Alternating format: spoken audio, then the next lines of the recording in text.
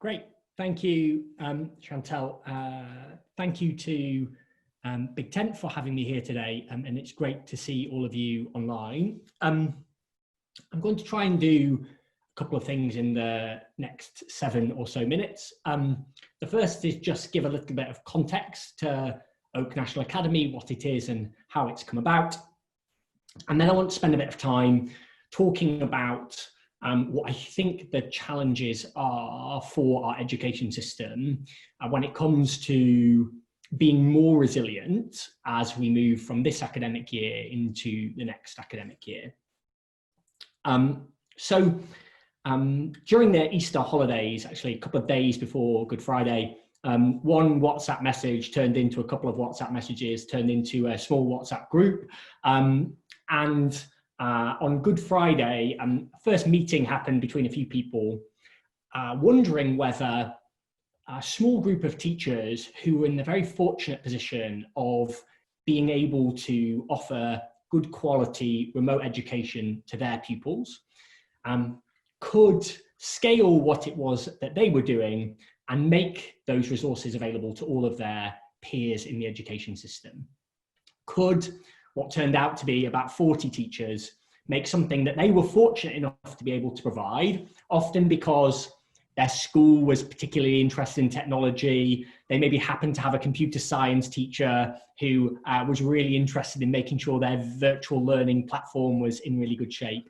Like, could this group of teachers who had something make it available to their 450,000 peers in the school system in England in a relatively short space of time? We set ourselves a target of getting about 180 lessons recorded online on a platform in about 8 days. That team of genuinely remarkable teachers somehow, by hook or by crook, managed to pull that off.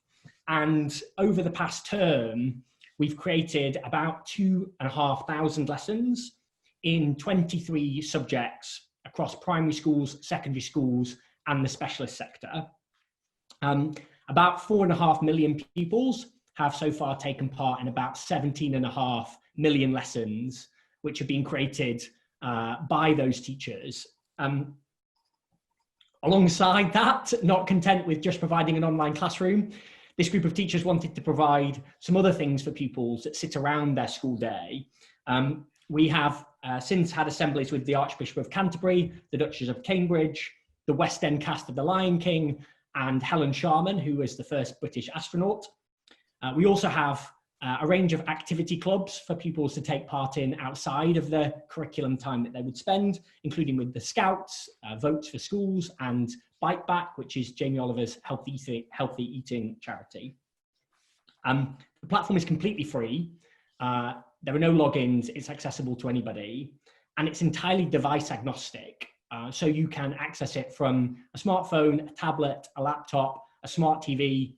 We even have about 100 pupils a day who somehow have the willpower to do their lessons via their PlayStation, which means they have willpower greater than most of the rest of us. What has been achieved is genuinely remarkable from this group of individuals, and it wouldn't have been possible without the help and support of a whole bunch of communications experts, operations experts, and indeed technology experts to build the thing in the first place on which these resources rely. But the challenge for us is what we have created and what indeed lots of other organisations, including the BBC and other schools and school trusts who've made their resources available. What we've created that is working so well this term isn't going to be sufficient, in my view, for the term ahead. The Secretary of State has been very clear that all pupils are returning to schools in September. And whilst that is, and I think rightly should be Plan A, we would be sloppy as an education system if we did not make sure that there was a really good quality Plan B in place. We've all seen over the past couple of weeks the implications of local lockdowns in places like Leicester.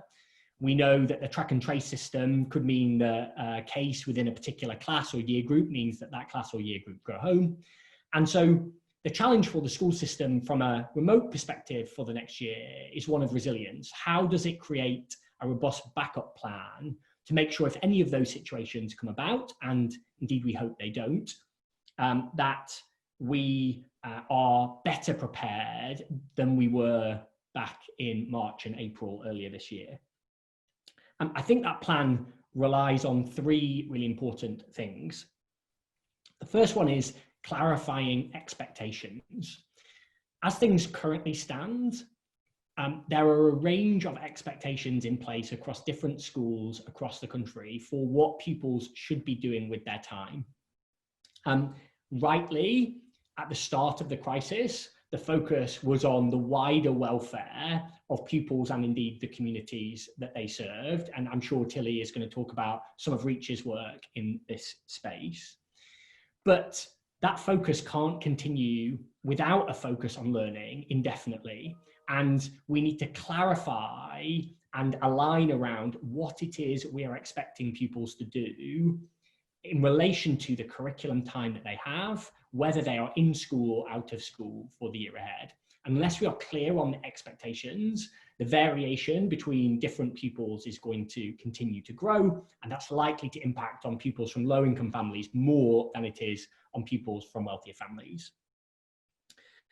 The second challenge that we have to address is one of access. There are two really important components here. The first component is one that has been widely discussed, which is making sure that every pupil has access to a device. Devices can come in all shapes and sizes. In fact, we can see through Oak National Academy the sorts of devices that pupils are using to access online learning. And as things currently stand, about 20 to 30% of our pupils do so through a mobile phone each day. We also know that there are lots of pupils who don't have any devices in their home, or more likely, there are devices in their home, but they're often being used by adults during the day for work, or they're being shared around amongst family members. So first challenge on the access point is, how do we make sure that every pupil has a device? I'm willing to take a bet that I think more important at the moment, though, than access to a device is a not very well-known process known as whitelisting. It's well known in a range of different sort of utilities that pupils from families on low incomes pay more for utilities than families from wealthier incomes. If you've got a gas meter or an electricity meter or a water meter, you pay more for those utilities than you do if you're from a wealthier family. There is a risk that the same is true now when it comes to educating your kids at home. That's because pupils from low-income families are more likely to be using mobile devices. Those mobile devices come with data contracts, which allow you to use certain amounts of data. And if you breach the terms of your contract, the excess data charges are incredible. We have all been abroad and accidentally turned our mobile phone data on when we didn't have the roaming charges and ended up with a 20 quid bill because we checked our emails. The same problem is playing out across families, and the solution to this is telecommunications companies exempting certain websites, education ones in particular, from data charges, or finding a way for families from low incomes to have additional data to use these devices.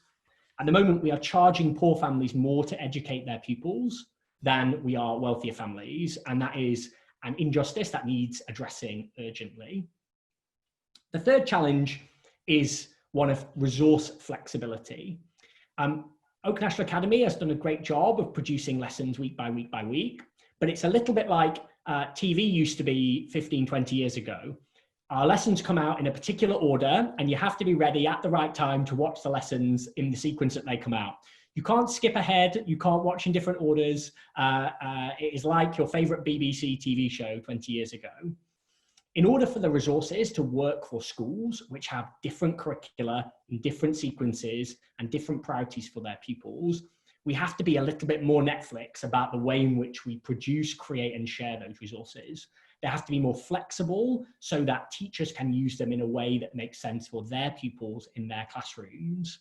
That's why Oak National Academy at the moment is about to embark on Monday an adventure to try and record 10,000 lessons before the start of the school term, basically to get the entire national curriculum in a Netflix-style platform so that teachers can reorder it, use it, watch it in any order that they see fit.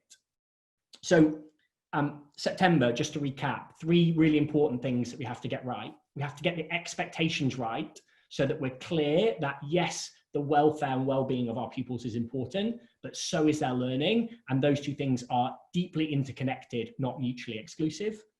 The second point is about access. Has every pupil got a device? And has every family using a mobile device got enough data to use to educate their pupils?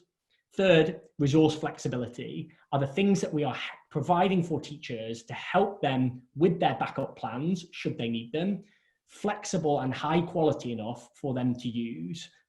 We can't just continue to do things in single order. We need to be able to reshuffle and remove them around into different orders. Looking forward to questions about anything that I've asked in the chat, but I will hand back to you there, Chantal.